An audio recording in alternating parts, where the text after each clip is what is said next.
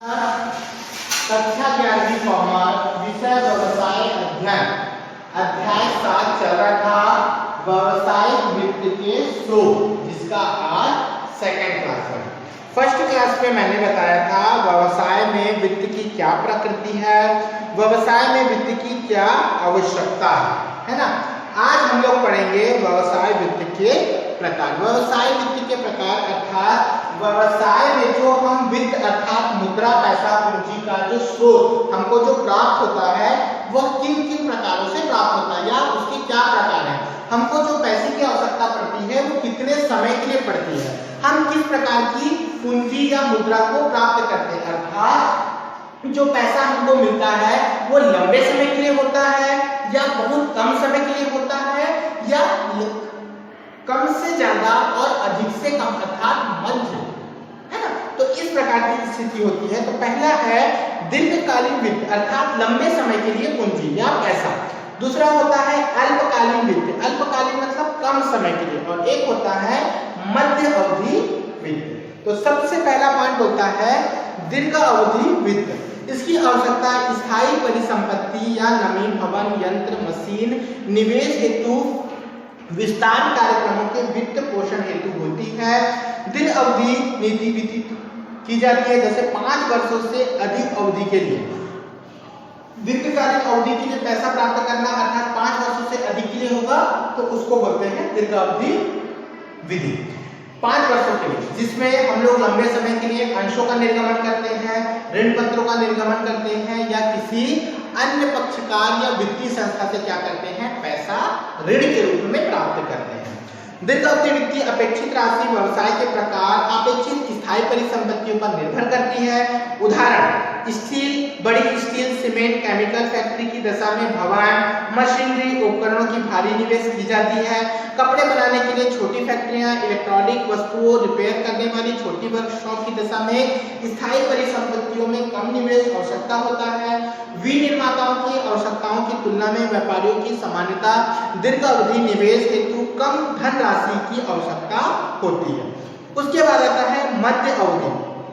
मध्य अवधि मतलब होता है 1 से 5 साल या 10 साल के बीच की अवधि, उसको बोला जाता है मध्य अवधि। इसमें अगर आप निवेश करते हो या पैसा प्राप्त करते हो तो इसको मध्य अवधि वित्त कहा जाता है। बोलता है बड़ी आवश्यकता औद्योगिक के उन्नयन, नए उत्पादन, निवेश, कार्यशील पूंजी में निवेश हेतु ऋणों के भुगतान होती है। 1 से 5 या 10 वर्षों की काल अवधि के एकत्रित की जाती है। मध्य अवधि वित्त प्रबंध के स्रोत में सम्मिलित किए जाते हैं, जैसे ऋण पत्र, वित्तीय संस्थान, जमा निधि, निक्षेप और वाणिज्यिक बैंक। इसमें आता है मध्य अवधि निवेश आवश्यकता, प्रौद्योगिकी में परिवर्तन, नए उत्पाद में निवेश, विज्ञापन, विक्रय संवर्धन में निवेश करने की आवश्यकताओं के कारण उत्पन्न होती है।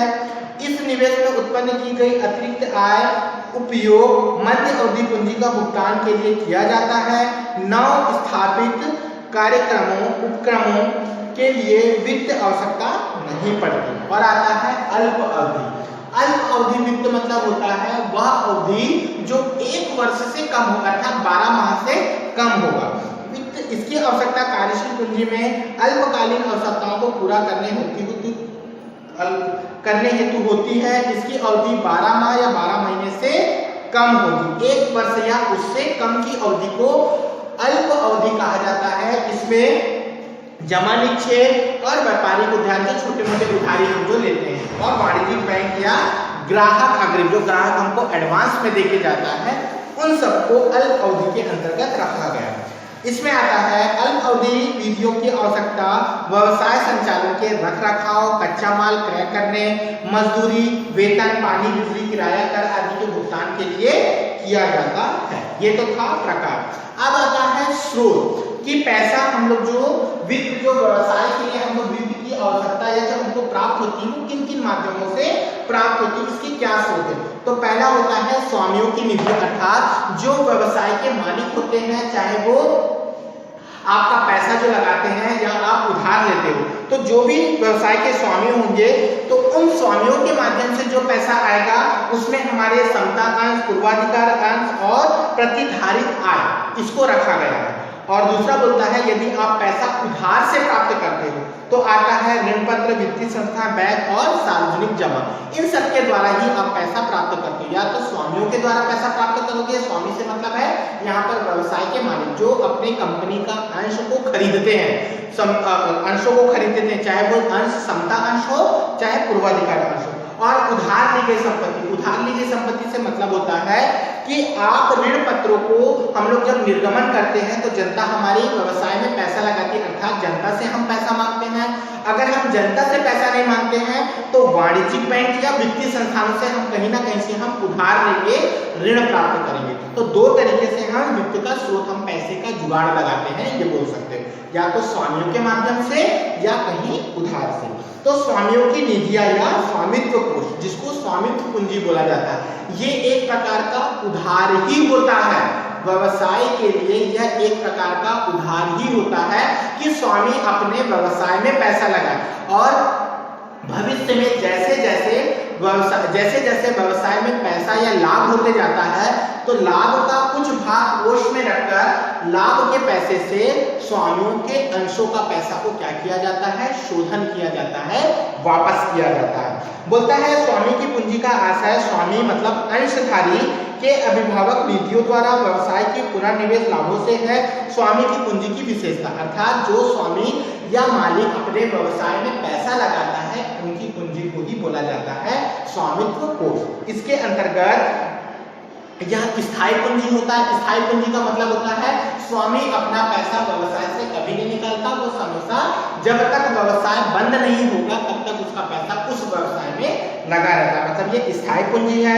दूसरा जोखिम पूंजी की व्यवस्था है। जोखिम पूंजी मतलब होता है जो व्यवसाय, मतलब जो स्वामी अपने व्यवसाय में पैसा लगाया है तो वो जोखिम से भरपूर है ना, क्योंकि कोई भी व्यवसाय को आप ये नहीं बोल सकते कि व्यवसाय में जोखिम नहीं है, क्योंकि आज आप पैसा लगाए हो तो हो सकता है आपका पैसा जो लगा हो आपको हर साल लाभ ना मिले, हो सकता है 2-4 साल आपको हानि होती है, जोखिम भरा होता है। तीसरा बोलता है स्वामी या अंशधारी के व्यवसाय में प्रबंधन पर नियंत्रण होता है। तो व्यवसाय का जो मालिक होगा वही व्यवसाय की पूंजियों पर क्या करेगा, नियंत्रण करेगा। प्रबंधकों के स्वामी द्वारा निर्धारित नीतियों के अनुसार कार्य करते हैं। जो प्रबंधक होते हैं, मैनेजर होते हैं, वो व्यवसाय के संचालन पर स्वामियों को नियंत्रण हेतु कार्य बताते हैं कि आप इस प्रकार से काम करो, आपका व्यवसाय चलेगा।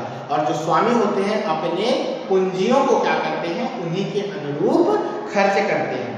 अगला बोलता है लाभांश तभी वितरण किया जाता है जब कंपनी को पर्याप्त लाभ, अर्थात स्वामी की जो पूंजी होती है उस पर जो लाभ प्राप्त होता है तो उसको हमेशा बांटा नहीं जाता। उसके लिए क्या होता है, अगर पर्याप्त लाभ होगा या पर्याप्त पैसा होगा तभी अंशधारियों को लाभांश की घोषणा होती है। ये हम लोग किसमें पढ़े थे, अंशधारी चैप्टर जो पढ़ाया था मैं अकाउंट में, उसमें मैं इसको अच्छे से समझाया था। उसके बाद आता है दूसरा, उधार ली गई विधि या उधार ली गई पूंजी। या तो स्वामियों के माध्यम से आप अपने व्यवसाय में पैसे का जुगाड़ करो। अगर स्वामियों के माध्यम से अगर पैसा कम जुगाड़ होता है तब आप क्या करो, बैंकों से या ऋण पत्रों के निर्गमन से पैसे का जुगाड़ करो।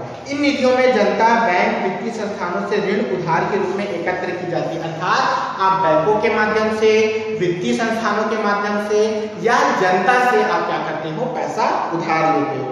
उधार ली गई पूंजी को ऋण पूंजी भी कहते हैं। ऋण पूंजी स्रोत में ऋण पत्र, सार्वजनिक जमा, निक्षेप, बैंक आदि समावेश होते हैं। ठीक है, इसमें इसकी विशेषता बताया। पहला बोलता है उधार ली गई निवेश अवधि में अल्प अवधि होती है या दीर्घकालीन अवधि। दूसरा बोलता है इस वीडियो में कार्य अवधि के दौरान उधार ली जाती है। ये उधार दीर्घकालीन भी हो सकता है, मध्यकालीन भी हो सकता है और अल्पकालीन भी हो सकता है।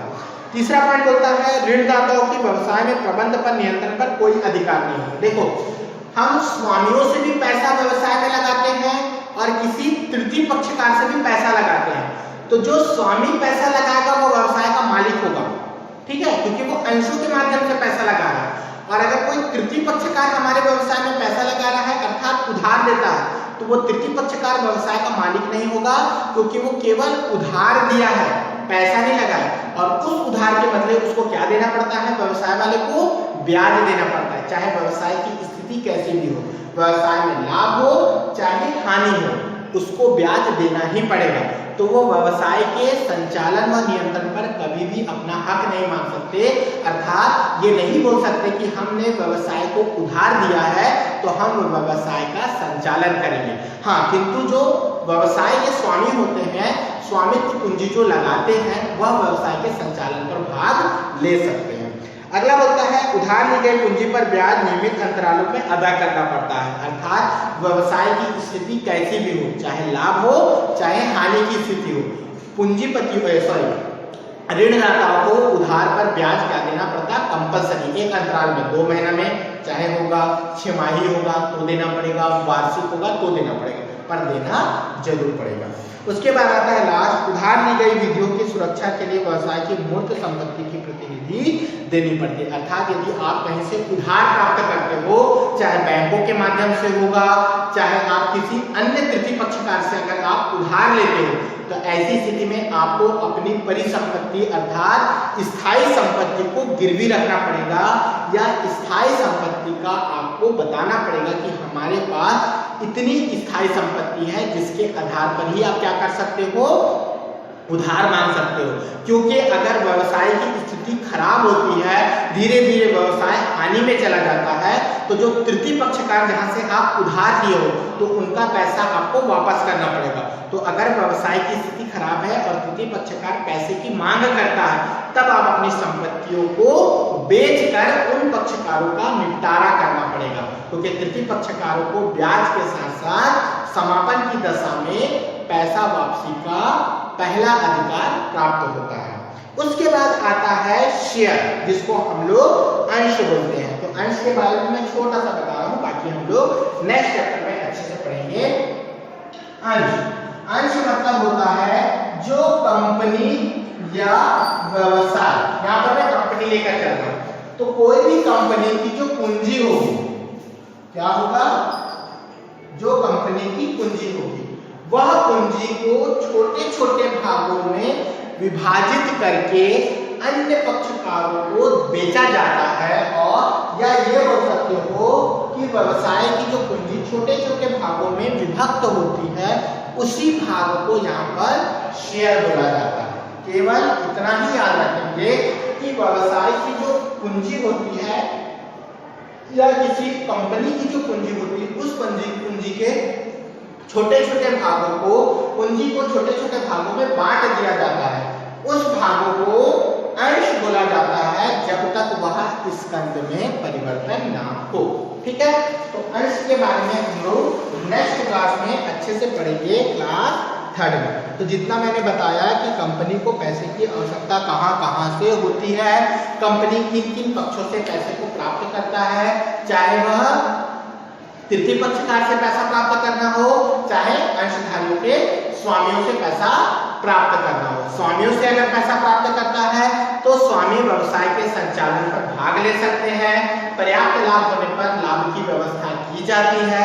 किंतु अन्य तृतीय पक्षकारों से यदि पैसा प्राप्त करना हो तो तृतीय पक्षकारों से पैसा तो लिया जाता है, किंतु उसे अंतराल मतलब अवधि के अंतराल में पैसा दिया जाता है ब्याज के रूप में। समापन की दशा में पैसा प्राप्त करने का पहला अधिकार होता है, किंतु तृतीय पक्षकार व्यवसाय के संचालन में भाग नहीं ले सकते क्योंकि वह ऋणदाता है, व्यवसाय के स्वामी नहीं। तो आप पैसे का जो प्राप्ति है 2 प्रकार से होता है, और जो पैसे की स्थिति होती है वह 3 स्थितियों में होती है, या दीर्घ अवधि लंबे समय के लिए, मध्य अवधि 1 वर्ष से 10 वर्ष के अंतराल के बीच में जो होता है मध्य अवधि कहलाता है, और अल्प अवधि अर्थात 1 वर्ष या 12 माह की कम इस अवधि को बोला जाता है अल्प अवधि। नेक्स्ट क्लास में हम लोग शेयर मतलब अंशों के बारे में पढ़ेंगे, और अंशों के माध्यम से व्यवसाय या कंपनी में किस प्रकार पैसा प्राप्त होता है। अंशों के बाद आता है ऋणपत्र, इन सब के बारे में हम लोग पढ़ेंगे। ये सब चीज तो मैंने नेक्स्ट क्लास पहले पढ़ा चुका हूँ, लेकिन फिर भी इस चैप्टर में हम लोग इसी के बारे में बहुत अच्छे से पढ़ेंगे। तो जितना मैंने बताया उतना ध्यान रखेंगे और उसको रीड करेंगे, और कुछ डाउट निकलता है तो मुझसे पूछेंगे। क्लियर है?